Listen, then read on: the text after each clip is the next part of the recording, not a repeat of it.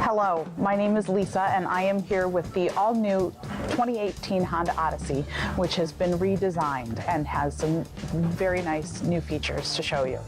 One of the new features of the 2018 Odyssey that distinguishes it from previous models is that the middle seat can be actually removed, and then you have the flexibility of moving the outbound seats either to the right both together, to the left both together, or you can separate the seats as though there were no middle seat and have that be the center aisle.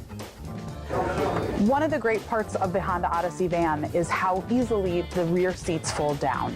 So all you need to do is take the strap from the back and give it a good tug, and the seat goes down. To put it back up, all you do is reach in and toss it forward, and then grab the strap and pull back up. And you can probably guess that I'm one of the strongest, most powerful members of the sales team, and if I can do it, so can you. The 2018 Honda Odyssey has a newly redesigned dash as well. These sleek features include a push-button transmission as well as a snow button that you can press when you're in snow, and you will get more traction that way.